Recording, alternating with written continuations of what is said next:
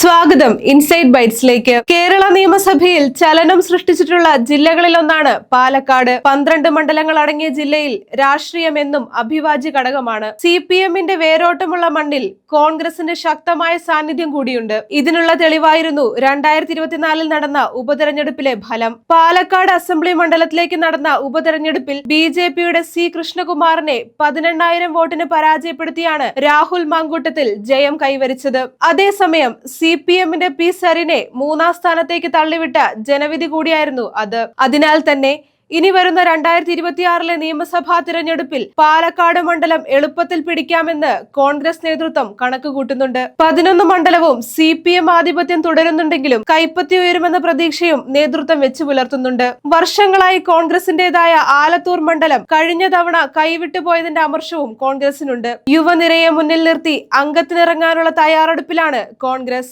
രാഹുൽ മാങ്കൂട്ടത്തിൽ, ഷാഫി പറമ്പിൽ, ഹൈബി ഈഡൻ തുടങ്ങിയ നേതാക്കളുടെ സാന്നിധ്യം മണ്ഡലത്തിൽ ഉറപ്പിക്കാനുള്ള ശ്രമം തുടങ്ങിക്കഴിഞ്ഞു. സ്ഥാനാർത്ഥികളെ നിശ്ചയിക്കുന്നതിനുള്ള സ്ക്രീനിംഗ് മുതിർന്ന നേതാക്കൾ ആരംഭിച്ചു കഴിഞ്ഞു. ഇതിനുശേഷം ഹൈക്കമാൻഡിന്റെ മുന്നിൽ പേരുകൾ അവതരിപ്പിക്കാനാണ് നീക്കം. KC വേണുഗോപാലിന്റെ നേതൃത്വത്തിലുള്ള വൻ നേതൃനിരയാകും 2026 തിരഞ്ഞെടുപ്പിനെ നയിക്കുക. കോങ്ങാട്, ഷൊർണൂർ, മണ്ണാർക്കാട് തുടങ്ങിയ മണ്ഡലങ്ങളിൽ കോൺഗ്രസ് പ്രവർത്തനം ശക്തമാണ്. ഇതിനാൽ മണ്ഡലത്തിലുടനീളം കോൺഗ്രസ് വികാരം അനുകൂലമാക്കാനാണ് നിർദ്ദേശം. കൂടുതൽ പൊളിറ്റിക്കൽ വീഡിയോകൾക്കായി ഇൻസൈഡ് ബൈറ്റ്സ് ചാനൽ സബ്സ്ക്രൈബ് ചെയ്യുക.